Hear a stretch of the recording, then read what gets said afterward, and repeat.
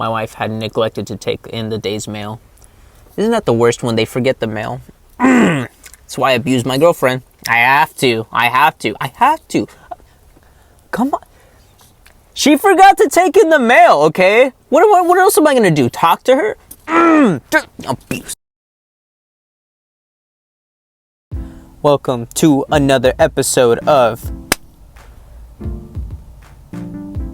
Alright, there was no opening credit scene, but welcome to Haunted Van Radio. It's a podcast where I read a bunch of the scariest... bleep myself out. The scariest that you could find. No, I'm just kidding. Today's is something about the Mandela Effect.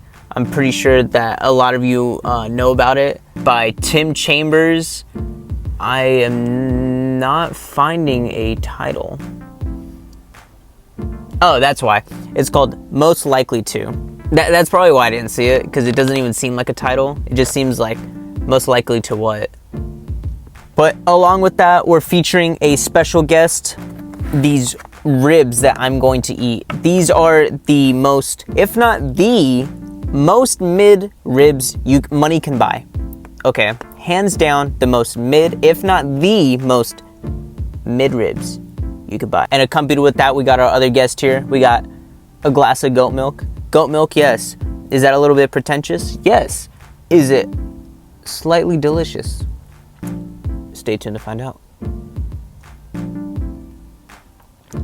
Yes, that's so crazy. All right, so this one's about the Mandela Effect. I don't know if you guys have ever tried to read into the Mandela Effect or believe it's real. There's a lot of theories around the Mandela Effect, whether it's CERN, every time they open up a black hole or run that particle accelerator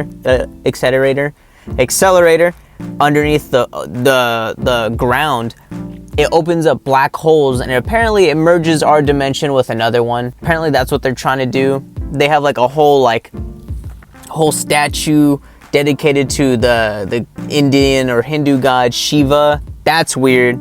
They have it was that one video where they were doing some weird ritual. I'll put it in right now. Yeah, that's weird. Not only that, but it could either be just a psyop to where the government is Hitler's Germany, where they went out to try to erase a lot of history by deleting some books.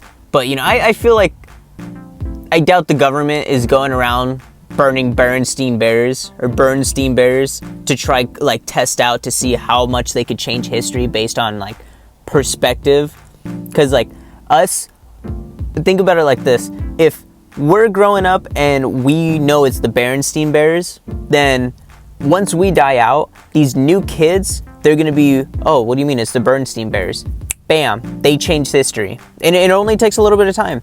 So it might be a psyop to where they're testing how much they could change something between generations to where it becomes a new norm, but also it to what effect, to how much can they and how soon can they. So that's pretty interesting. There's a lot of different theories.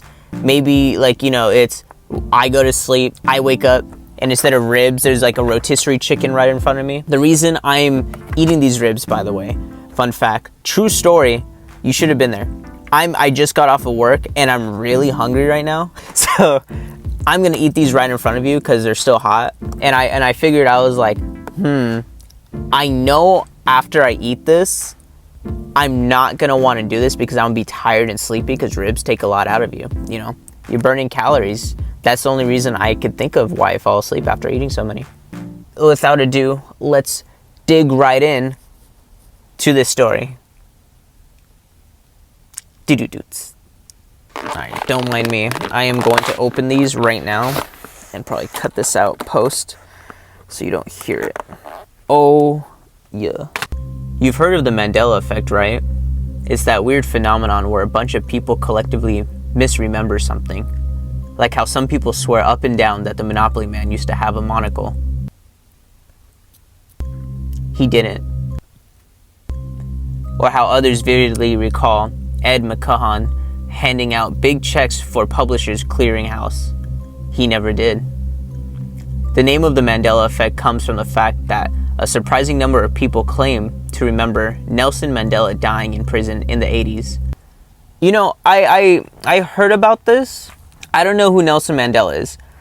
But just imagine back then, like in the 80s, when people actually cared about who a scientist was.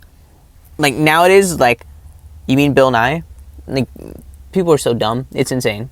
Not that you're dumb. I would never say that about you.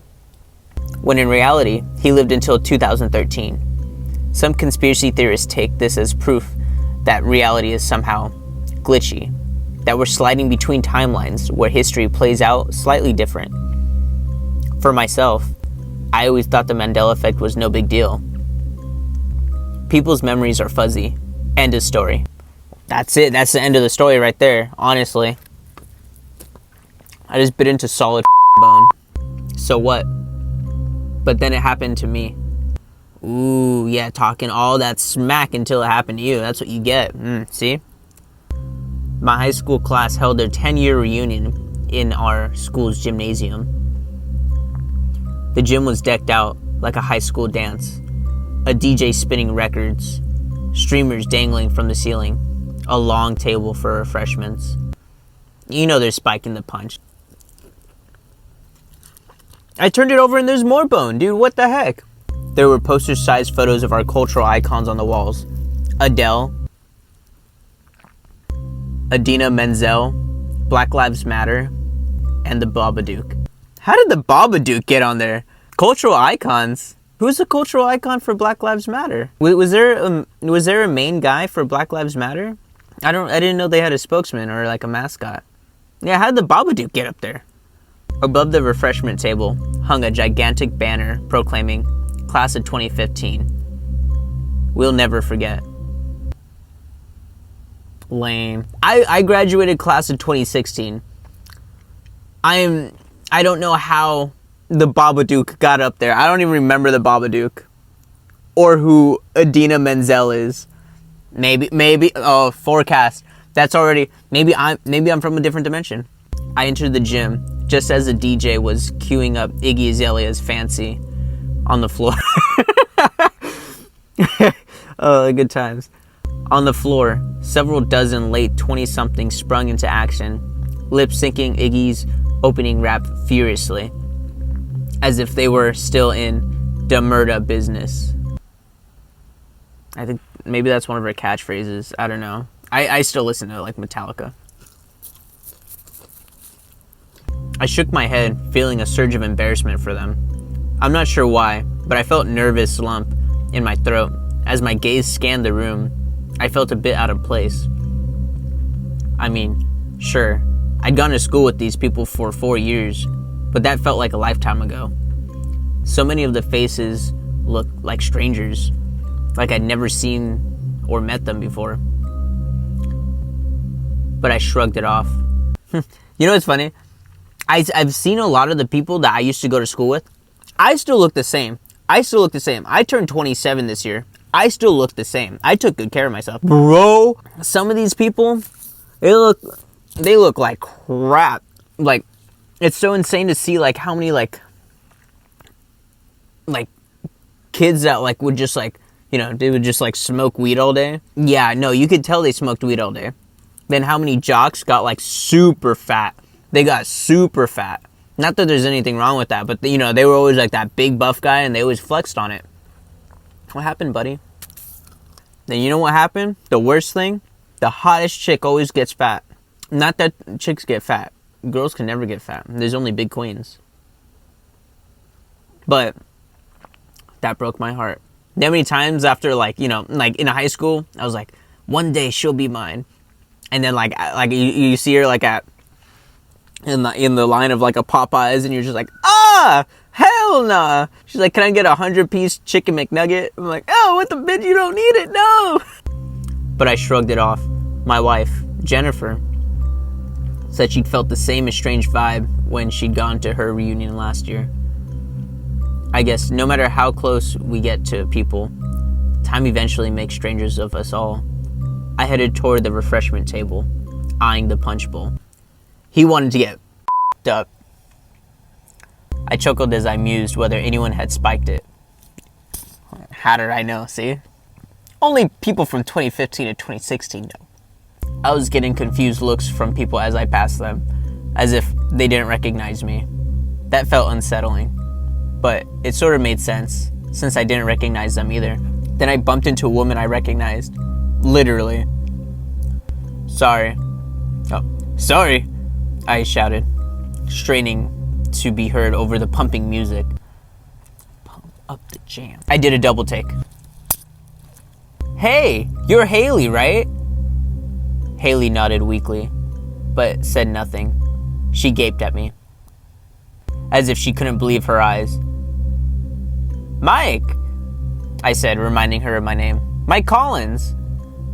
Yeah, she replied, her face contorting into the same confused stare I'd already seen on half a dozen faces. Then she turned on her heel and scurried off, her chestnut hair rippling behind her like a cape. Weird, I thought, but then a memory swam into my consciousness. It was a distant, hazy image, Christmas break. A beer-lubricated party in a suburban basement. Haley and I on the couch, blitzed, making out, and very horizontal. That's a weird way to say it, dude. That's a weird way to say it. I wonder how, like, that's not a term that we used back then. Like, hey, bro, did you do it? Yeah, bro, we were hella horizontal all night long. I'm trying to break this rib. Oh, yeah. Most mid. So you could tell they're mid. I chortled. What the hell does chortle mean? Maybe that means, like, chortled. I squirtled. Squirtled.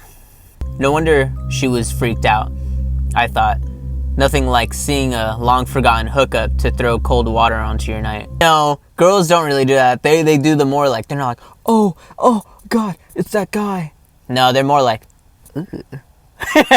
I was still laughing when I found myself face-to-face with another blast from the past. Bobby Reynolds, Ryan Reynolds' little brother. He looks kind of like Bobby Hill, but dressed up as Deadpool. Hey, I exclaimed excitedly, offering a fist bump. How you been? But Bobby didn't seem happy to see me. Fine, he answered, his eyes shaded in perplexity. Mike Collins, I said, figuring that Bobby had forgotten my name. Bobby said nothing. Boah, Bobby, it's me. Boah. You know, I could see what he means because, like, I know some people, like, when you, even if you know them, you'll be like, hey, what's up, dude? How have you been? They'll be like, fine. It's like, people have no, like, some people have no, like, people skills. It's like, I would have been like, oh, hey, what's up? Like, sorry if I forgot your name, but do I know you? You know, just, like, being cool. But, like, people automatically get, like, spooked, like the deers in the headlights. It's so funny because it would be like, I don't know you. What's your deal? It's like, dude, going to a high school reunion, I would expect to see people that I don't remember or something like that, or new people. So many people knew me. Oh, yeah. So many people knew me. Not like that. I just walked around a lot. That I wouldn't doubt people are going to be like, aren't you that one guy? I'm like, yeah, if you want me to be. I let her frustrated huff. Okay, I declared. I've been getting weird vibes from people since I got here. What is it? Has my face really changed that much? Bobby squinted. It's just that... He intoned. What does intoned mean? Bro, this guy's high vocab is going right over my brain. Like, his gaze falling to the floor. It's just that... I thought you were dead. No friggin' way, I cried. Where'd you get the dumb idea like that? Bobby shook his head. You know what? From now on, I'm just gonna... Bobby shook his head. I'm just gonna go like that. Bobby shook his head. I don't know. I just thought... He shrugged. I mean, everyone kind of assumed. I cut him off. Well, as you could see, I snapped, stretching out my arms. I'm not dead. Sure, bro, Bobby said. He stood stock still for a second, then patted my shoulder. Take care, okay? I watched Bobby shuffle away. This was messed up.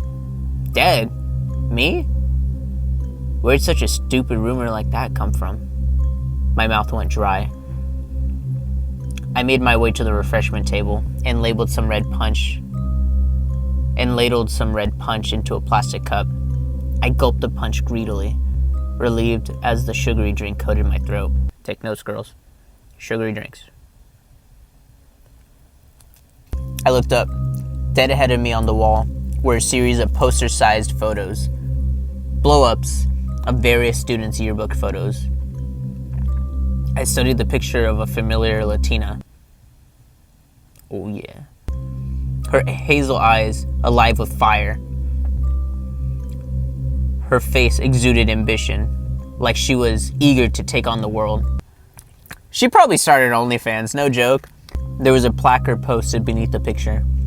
Most likely to succeed, it read, which had been her superlative in our class yearbook. I nodded. I remembered Trini Lopez. Oh, that's my last name.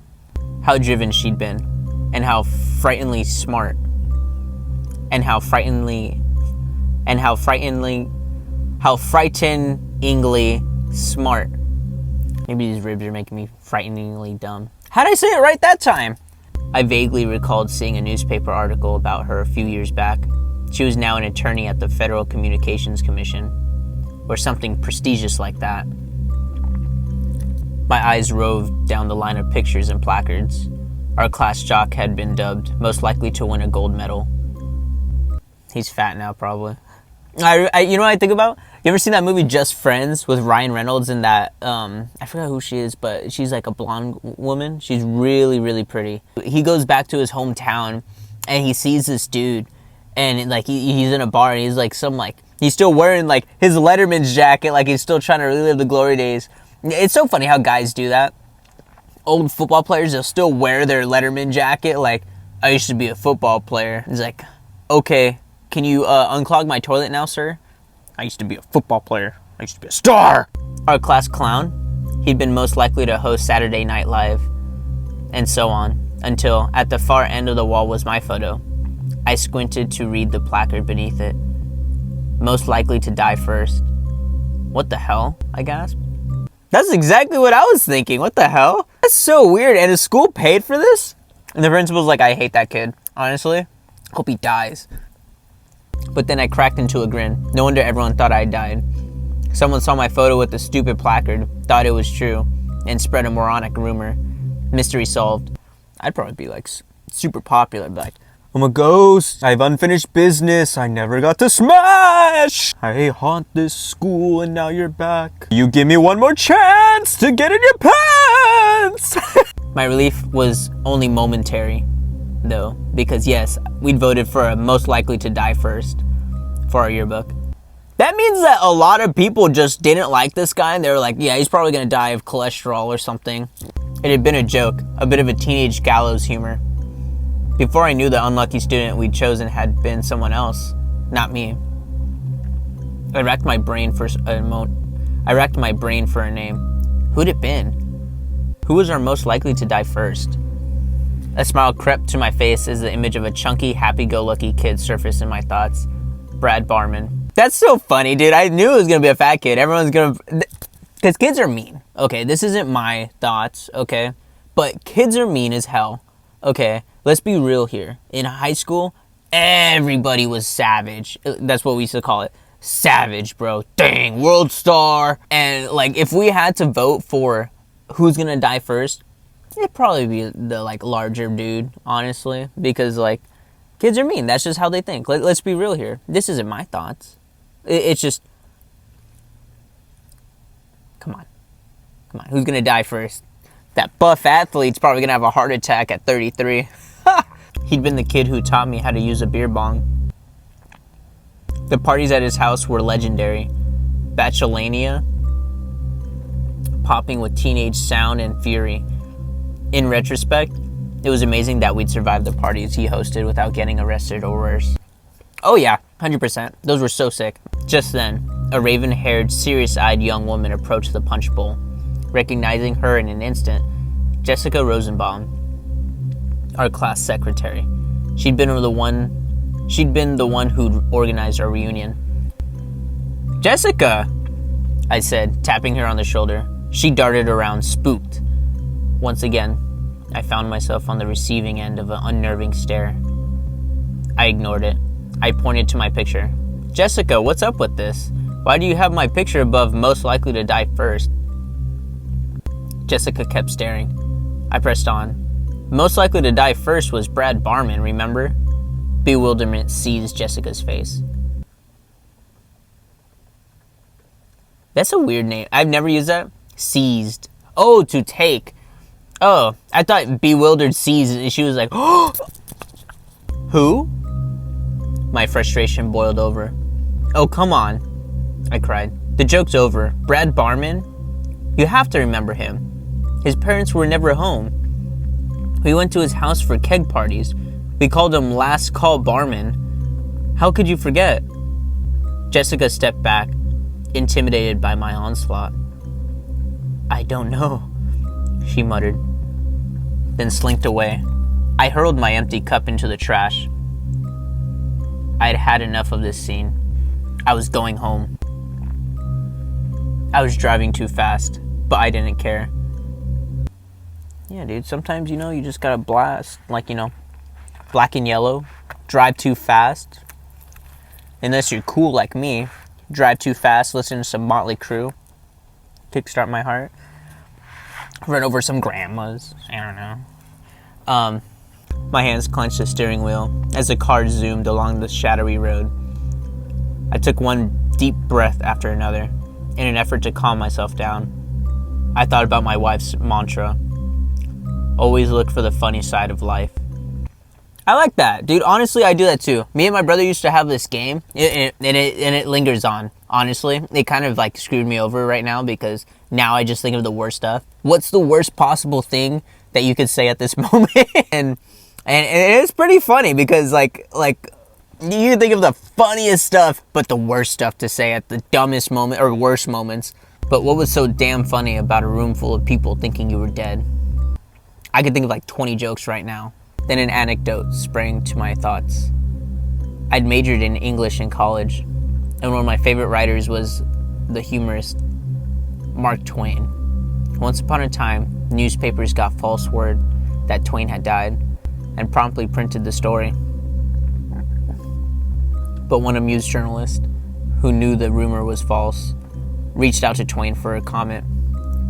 Oh, I gotta do a good voice for Twain, dude. "I've heard on good authority that I'm dead," Twain had deadpanned. "But rumors of my death are greatly exaggerated." "Greatly exaggerated," I hooted. Twain's raw wit boosted my mood, as it always did. I decided that when I got home, I'd tell Jennifer about how I died at my reunion. Then ask her if it was too late to take out a life insurance policy on me. That's funny. See, that's funny. At least he's seeing the humor in it. Laughter overcame me. Maybe I laughed too hard, because just then I felt a headache coming on. I spotted a mini mart and decided to take a break. I parked my car and entered the store. I scooped up a Gatorade and a travel pack of Tylenol. That's usually what I get when I go to the store. Then I stepped up to the front. The cashier, a sleepy-eyed young man wearing a blue shirt and jeans, studied me. His name tag read, Chad. What a Chad, bro. Giga Chad. "You okay, man?" Chad asked. "You look a bit pale." I snickered. "It's been a long night," I explained. "A weird, long night." "I'll bet," Chad replied and rang me up. Outside, I washed down a couple of the Tylenols with Gatorade and got back into my car. The headache went away as I drove the rest of the way to my house. Home sweet home. Motley Crue. Cue the Motley Crue music! I inched my car into the driveway and killed the engine. I walked toward my house slowly, contemplating how I'd tell Jennifer about my surreal evening. Our mailbox stood atop a pole by the sidewalk. I noticed that its flag was still up. As usual, my wife had neglected to take in the day's mail. Isn't that the worst when they forget the mail? That's why I abuse my girlfriend. I have to. Come on. She forgot to take in the mail, okay? What else am I gonna do? Talk to her? Abuse. With a sigh, I sauntered over to it, opened it, and drew out the mail. I leafed through the letters and bills as I paced toward the house. I froze. The mail. It was all addressed to Brad Barman. A shiver sparked through me. I looked up at my house. A woman peered out the front window. She looked baffled. It wasn't Jennifer. It was his side hoe. He's like, oh man, I went to my third family. Numbly, I staggered back to my car and drove away. My thoughts, a blurred jumble. I don't know what to do. I'm sitting in the parking lot of a pancake house. I've been here for the last 2 hours. I've sent out texts to all my contacts, but so far, no one's replied. That's why I'm posting this. I need help. I'm leaving my phone number at the end of this post. If someone, anyone, went to Hull High School 10 years ago and remembers me, please call me. My name is Mike Collins. I'm not dead. That's the end of it. Wow. He could have done so much more with this because the whole thing was basically build up. It was all build up. But I could see how like it's like, whoa, dude, like he went through like a Mandela Effect, but just a bunch of people didn't remember him. Okay, reminding her my name, Mike Collins. And then that's so crazy. I've heard it's comments. Let's read some comments here. I've heard it's hard as hell to prove you're alive if there's some kind of glitch in the system that flags you as deceased. I'm not talking about the Mandela Effect or alternate dimensions, just some kind of bureaucratic screw up. But that doesn't explain how like nobody remembers him. You know what I mean? It's not like it's like, oh, he's dead, memory deleted. You kind of remember all the times you were in mischief as a kid, because those were the good times back before repercussions. And like, I don't know, that's weird. I feel like they could have done more with this story. I honestly feel like I really think that he could have done more. Who wrote this? Tim Chambers. If there is a part 2, I'd really like to read it, because I'm sure that there's a build up and there's more to this. But oh, I got something right there. I got it. But that's so crazy. Yeah, that's not as crazy. You know what's a good one? Movie recommendation. Go on Hulu. It's literally called The Mandela Effect. I'm not gonna get into spoilers, but it's about this guy. He has like the same, Mandela's effect. It was like super fake, but then something happens to him and he believes it. And he starts noticing little things that he's like, and it's like the usual internet memes, like, Berenstein Bear is the Monopoly guy and stuff, but then he gets like the bigger ones, and oh my gosh, it's so good. No, Mandela Effect on Hulu. Really good. I highly recommend it. Well, damn. I guess that's it, honestly. That was a short story. It was okay. It was like an 8.9 on Creepypasta, so I have little hope for anything that's 8.9 and below on that site. Next episode, I am going to be looking into other outlets to get stories and other things from, but I hope you guys enjoyed this. I know I usually like to just listen to these. I don't even listen to them. I kind of just have it on in the background as background noise. You know what I mean?